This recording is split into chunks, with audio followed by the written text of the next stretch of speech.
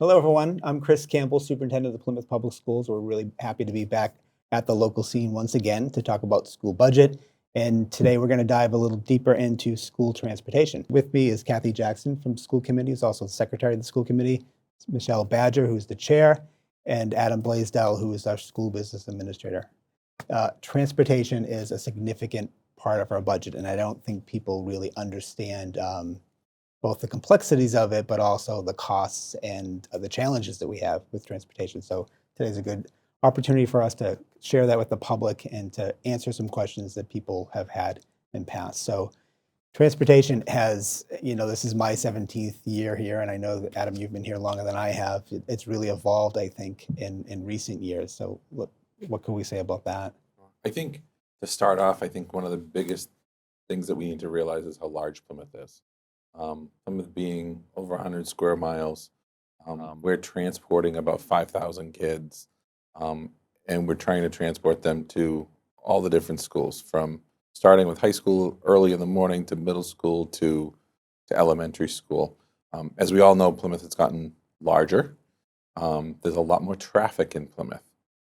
So, to go from one end of Plymouth to the other end of Plymouth might have taken you literally maybe half an hour to go from one end to the other, maybe before, but with all the traffic, that time's extended. So a clear example is if anybody drives down Long Pond Road in the middle of the day, you see it's really hard to get from one end to the other. Something that should take you a couple minutes might take you 10, 15, 20 minutes because you have all those lights and all the cars.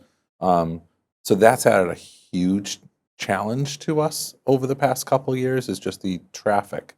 And when you add traffic, you then elongate the length of the time it takes to get kids from home to school or school to home. So that's one of the major challenges that we're facing right now, is we want to get kids home in a reasonable amount of time, and we want to get kids to school in a reasonable amount of time. So I think that's probably one of the greatest challenges that we're probably facing, and I think we all see that just driving around town. Yeah. And then we don't have a lot of east-west roads, which is an added difficulty from transporting students from one part of town to the other. For sure. You see really between, 3A, there's really only a couple of roads that go northeast and not a lot of east to west progression. To your point, then it's not easy to get from one point to another geographically on a map. It may look like it, but you can't go east to west. You have to go north or south many times to get there. So, and that traffic, it's significant, particularly in the last 5 to 10 years. We've seen a big change there. Which kind of gets to cost, because when people look, if you were to go online and look at what we spend on transportation, particularly our yellow buses, it's significant. Our per pupil, so for those who don't know, our per pupil is based on a number of different parts of our budget, transportation being one of them. So how much do we spend on average per pupil when we look at how much we're spending on the entire budget? And we're several $100s over the per pupil average. And so why is that?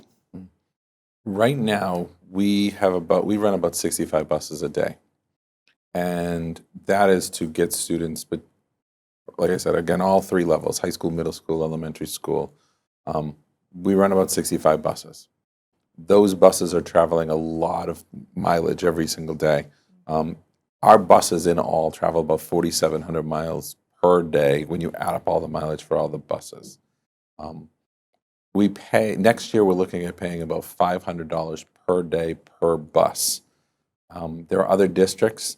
I met with someone the other day and they said, you're under $500 this year? You're doing really well. Interesting. So we spend less per bus, yet our bus costs are higher, and that's because the quantity what we need. Right? So when we see buses, and people say, why are there 15, 20 students on these buses? It's because when they can fit 60 by law, or even more in some cases, it kind of goes back to what you originally said. Right. And I use this example quite a bit.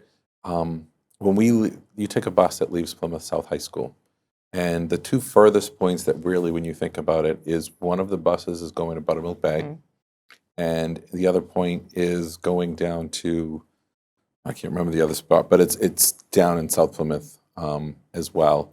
And that's the farthest travel. If you and I were to drive that length in our cars, we could probably do it in about 25 minutes or so to go from South High School down to Pembroke Bay. About 25 Yeah. minutes. Yep. And then that bus then has to get back to South Middle School to pick up the next run of kids. Again, we can do it in about 25 minutes, but you got to remember a bus has to stop and drop kids off along the way. So it takes them a lot more than 25 minutes to just get down there. And it's got to get back to South Middle School. And then after it goes back to the Pembroke Bay from South Middle, it has to get to South Elementary School. And likewise, it works the same way over at Indian Brook. So it's got a long distance they have to travel in a short period of time. So it's really hard to get that distance in that period of time. But and that kind of goes a lot with our roads. Like, again, going back to what you just said in regards to some of our buses that aren't that full, well, it's because of where they have to go and the travel time. And we like to try and keep our rides less than an hour to get those kids home in a reasonable amount of time. But also at the same point in time, we have to get to the next school to bring our next group of kids home. And if we were to load those kids up more on the buses, then we're looking at a longer travel time. We're looking at not necessarily making it to the next time. And no matter what, we pay the same amount per bus per day anyway. So if we use the bus or don't use a portion of the bus, we're still paying about $500 a day. So it doesn't matter. And if we don't have the bus there for the next school, we're going to need another bus. It's still going to cost us $500 for another bus. So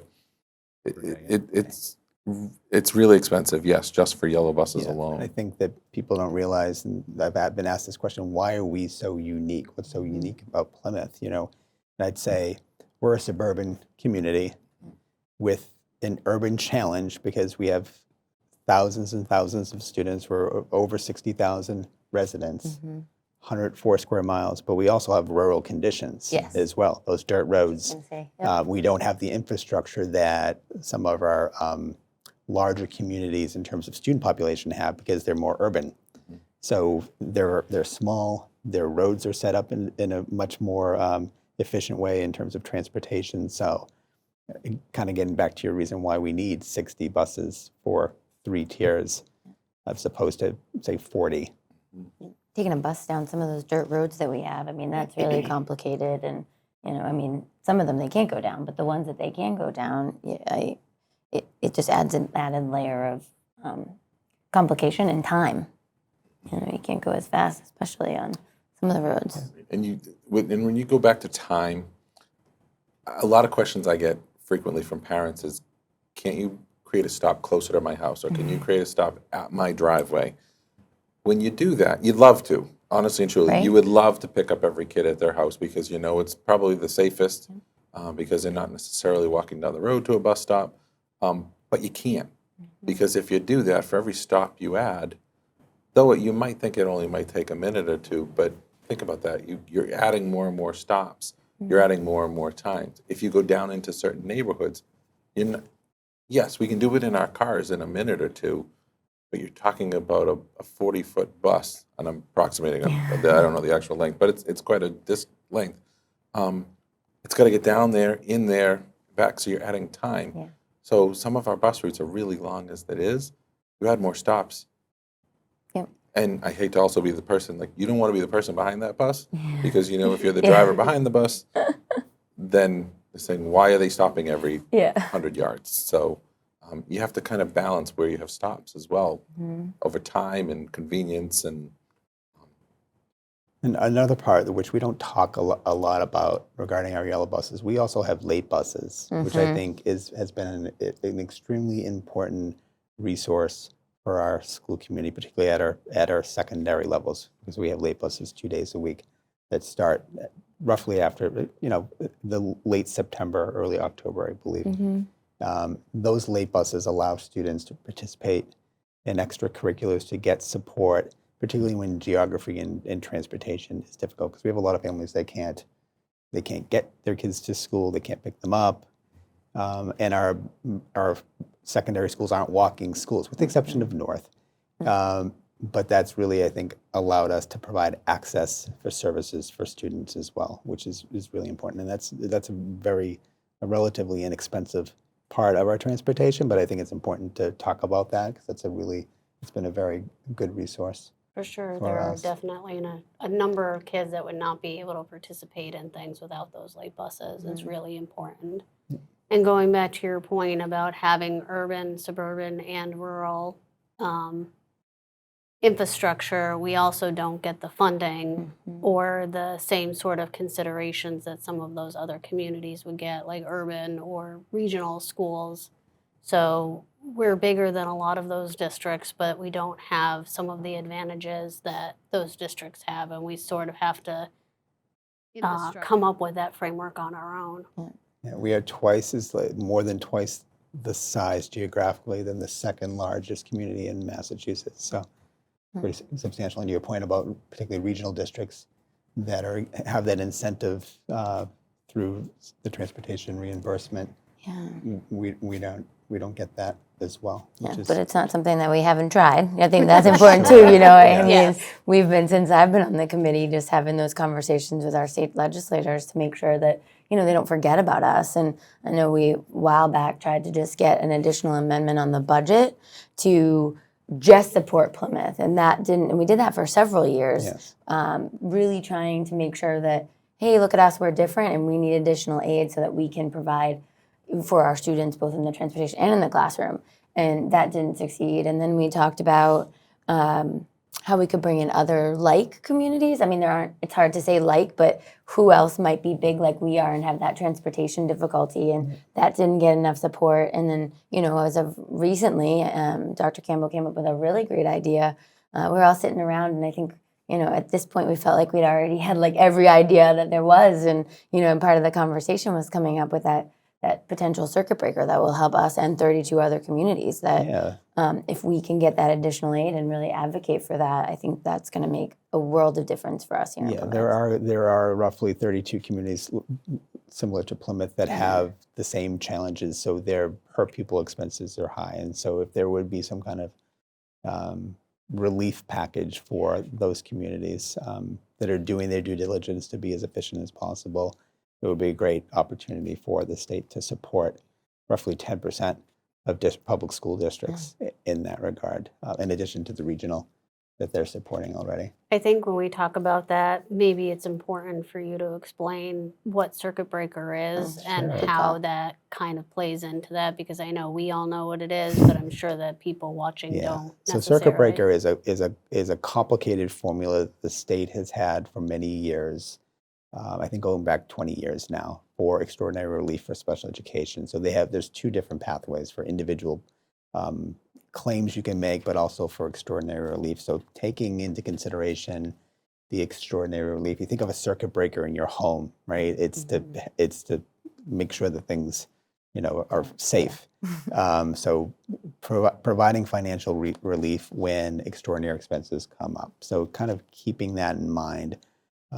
There's a funding mechanism and process that the state uses to recognize extraordinary expenses for special education. So using a framework that's familiar to the state, the Department of Education, trying to have districts who have extraordinary expenses because of these conditions make claims and show, again, their due diligence, do those filings, show the efficiencies of your routes and demonstrate that you've done everything in your power to use those resources effectively, then a percentage of that difference from the state average could be reimbursed through a potential grant funding source at the state. So glad to see that MASC is interested in that as a resolution. Yep. We're just hoping on the 8th it gets passed, and they'll Yep. be really advocating for us as well, because like we said, it's going to not just help Plymouth, it'll help so many other districts. Yeah. But yeah, I think it's exciting, and hopefully, and we've had 2 meetings with Department of Elementary and Secondary Education about it. So I think that's good, and you know, hopefully going to work on some legislation with our representatives to get that moving along. It's we're very appreciative of their support to engage in those conversations, because they realize the challenges that we have, particularly here in Plymouth. $11 million Sure. in transportation Yeah, budget this year. Right now, we're about $11 million, Yeah. and that's, when you talk about that, there's multiple factors to that. Yes. There's the yellow buses that everybody sees on the road. There's also special education transportation that we do both in and out of districts. There are some students that have special education services both in Plymouth and students that have special education services outside of Plymouth. So it's both of those, and it's also we have to provide transportation for McKinney-Vento, which is homelessness. We also have to provide transportation for foster care too. So sometimes there are students that live outside of Plymouth that have to attend school in Plymouth because they originally were from Plymouth, and so this was their home school, or originally they may be living in Plymouth and attending school elsewhere because they were. So we may have to provide transportation for them too. So it's about $11 million in all when you're looking at all factors of transportation, and we provide a lot. Yeah. So we have contracts for a lot of that. We have contracts for our yellow buses. We have contracts for our in-district and out-of-district special education, which covers a good percentage of that. And then we're contracting as needed for additional support for special education, but also for the homeless McKinney-Vento that you mentioned, as well as the foster. And can you talk about the costs associated with that? Sure. When we have our yellow buses, we have, like you said, we have a contract. There's a set price. We know what it is. For our special education, most of our transportation, we have a contract and we have a set price, so we know what it is. So we pay a set price per day. They can only do so much for us, and after that, we have to go out to small vendors to cover the transportation for all the other kids that we just don't have enough transportation for. So what we do is we have to follow procurement laws, and then we have to make phone calls to find other vendors and find the best price. And oftentimes you pay per student. So you may get a price of $150 per student per day, which doesn't sound bad. But when you're putting 4, 5, 6 kids on that van, you're now talking $600 to $900 per day for that one van to transport those kids.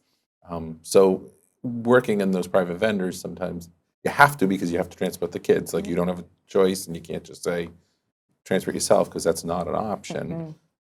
So we have to look for these small vendors, and it costs a lot. So that adds up quickly. Over the past year or 2 years, we did buy some vans to try and do some of that type of transportation ourselves, and we used ESSER money. So it was one-time money. It doesn't exist going forward. We don't have it anymore. That grant doesn't exist. So we did buy some vans.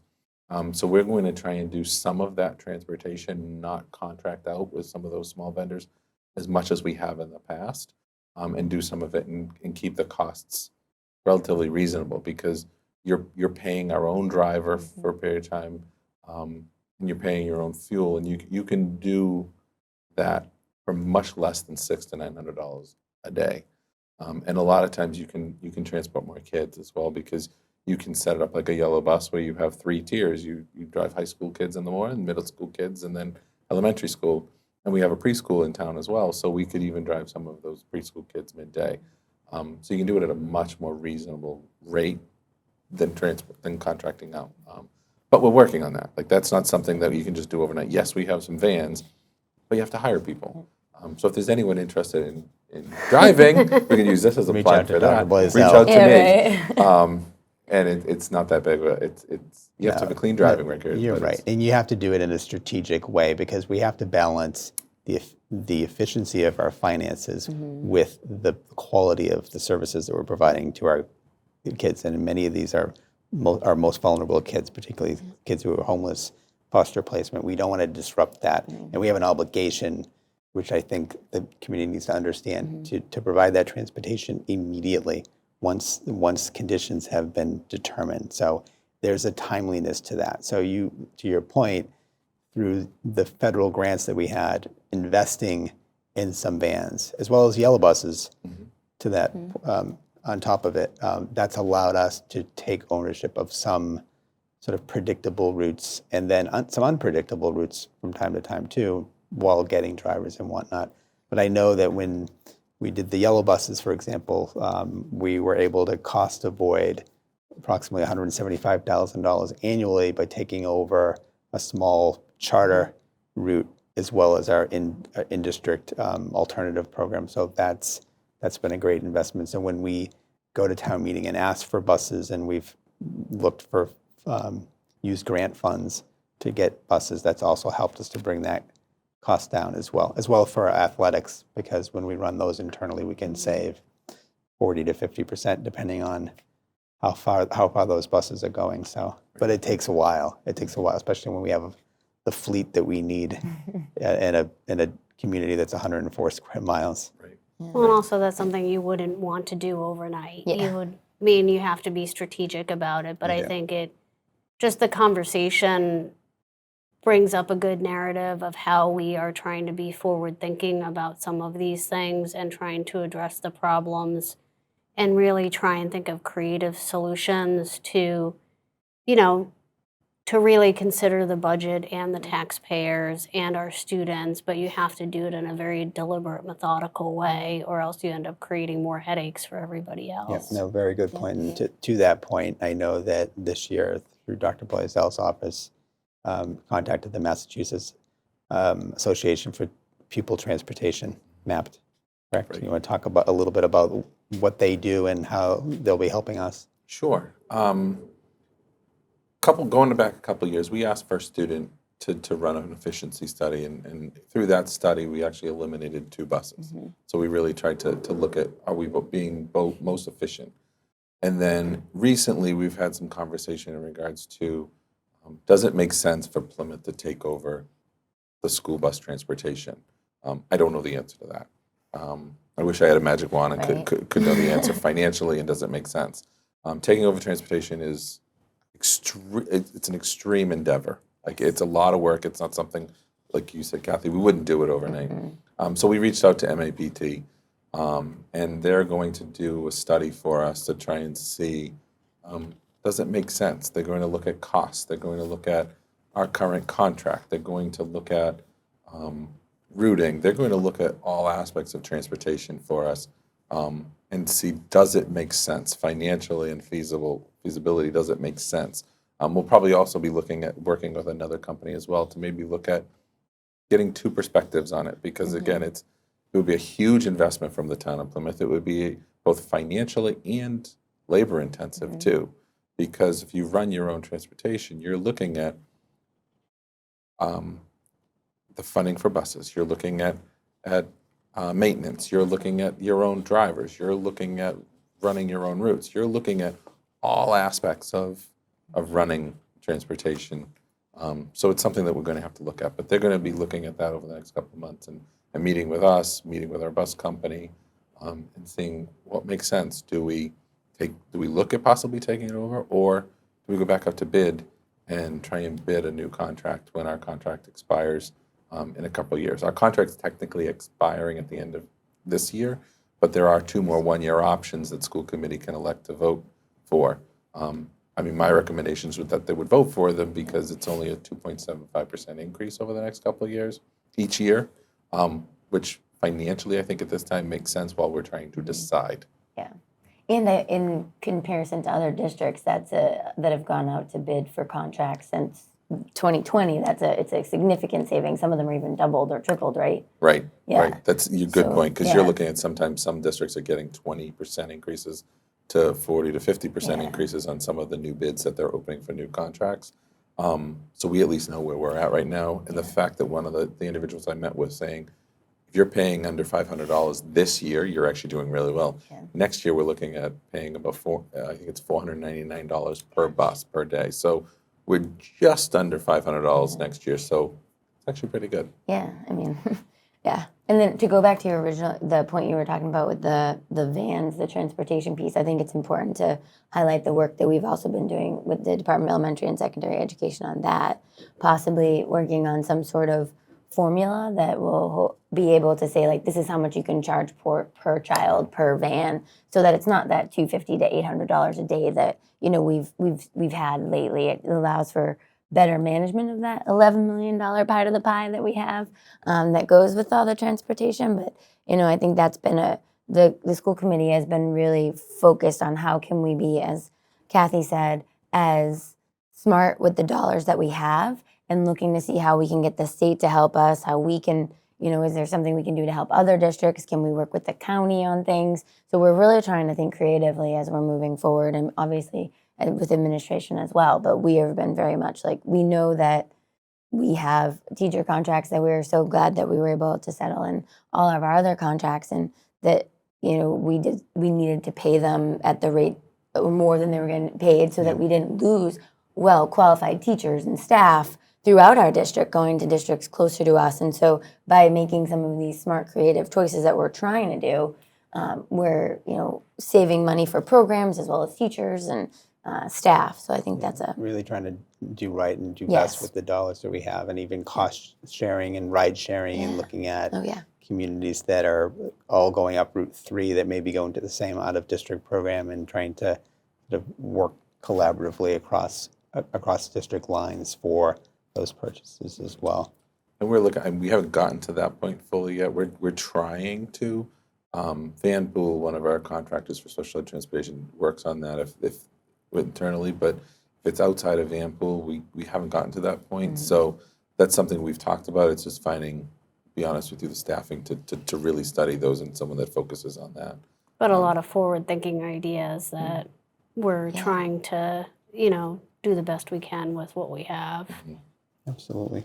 One thing just to touch upon, which we haven't talked about, is, well, there is another resolution about safety, but just talk about like school bus safety has been something, particularly in the last, I would say, 5 to 10 years, I've noticed a big uptick in terms of the technology that we utilize, which is part of our expenses, right? So in order to address issues that may come up either in the neighborhood's bus stops or on buses, we have a number of cameras on our buses. Can you speak to how many cameras approximately we have right now? Sure. The buses that we contract with First Student, I believe, have about 6 or 7 per bus. The buses that we own have 3. And with the buses we own, we run some routes, and like you had talked about, Chris, in regards to athletics and field trips. And then the ones that First Student own and that we contract with, those are all home to school. Occasionally we contract with them for some of the other pieces too, but mostly home to school, and they have about 7. So there's cameras on the buses. The buses, both our buses and First Student buses, all there's a GPS tracking system too. So we know where the buses are, or First Student knows where their buses are, and they can log in and they can track where their buses are. So if any bus were to go off track, they can find it.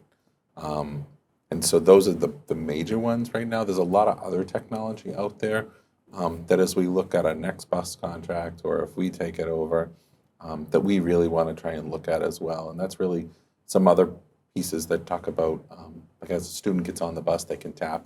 And so you actually have a live idea of who's on the bus, and they tap when they get off. So that's something I've actually been looking at recently, but it's something that we don't have yet, but it's something that we would probably look at going forward as an option to give another level of security, because there's been a few accidents that I'm sure people have heard about in the news, and even within Plymouth, that luckily they've been minor, no real student injuries for the most part. Yes, but it's always, when you get there, you have to do a hand note. The driver has a list of all the kids on the bus, but then you have to confirm who's on the bus and so forth. So you go up and down the aisles and write down kids' names and check off who's there. So this was just added a layer. Notification with parents if they come to the scene. There's and we have a whole protocol for that through our safety committee. Yeah. Yes. So this would add just another layer to help, but it's something we're efficiency looking of the at. technology. So we've covered a lot. Like, just looking for long-term vision for transportation. What would we say is our long-term vision for transportation? That's a big one, but That's a big question. I don't think, I know there's probably a belief of like you can reduce what you're spending now. I honestly don't think we're going to be able to reduce what we're spending now. I think what I'm hoping to do is control what we're spending. So we're not necessarily getting those 20 to 40 to 50% increases. Is to figure out ways to be creative in regards to how do we control the increases. By looking at how do we take over a little bit more of our special education transportation. How do we work together to look at that routing to make sure that we're efficient and we can cost share with other towns. So if we have us in Kingston have kids going to Hanover or Braintree, that we can maybe split some of that. So I think it's looking again at control of costs. That's a good way of putting controlling costs. How can we control sort of that? Yeah, in Yeah, partnerships. I think that's really important. Partnerships, like how we can work with other, like, talk about surrounding towns, or we can work with the county, or who can we work with? Because I mean, it's not just us who are facing these problems. Every school district is facing it at some level. We just have extraordinary mileage and extraordinary additional costs that we have. But if we can all come together, it's going to make some real change, and maybe we can be leaders in the state or in how you kind of deal with this kind of issue that we have in front of us that really impacts our budget. Well, not to sound overly positive as a wrap up, but I feel like the positive here is that we are leading in a lot of ways when it comes to creating legislation and trying to create ways that will help other districts as well if we do the work. I mean, we go to visit other districts to look at what they're doing, and other districts are coming to us to talk about these things too. And so I think it's important to show the positiveness of what we're trying to do here, and to let people know that we're not just sitting there watching the expenses tick up, but we're actually really being a leader in the way that legislation is created. Yeah. It's a Very good important. point. Very, Thank you. very important. Adam, where could people find more information if they wanted to about this? Sure. If they go to the Plymouth Public Schools Business Services page, there's information there about transportation. We also do have a separate transportation page on transportation on the Plymouth Public Schools website. But the finances piece, they would look on the Business Services page for information. Excellent. Well, thank you all, and I think this has been helpful, and I hope this was helpful to all of you. If you have any questions, you can contact Dr. Blaisdell or I. Our numbers are on the screen, as well as going to the business administrator page that Dr. Blaisdell mentioned. Also, if you have any other follow-up questions regarding this or suggestions for anything else related to school business matters or school finances, please email us at hometownvoices.plymouth.k12.ma.us. We'd love to hear from you. So thank you so much, and I hope you found this informative.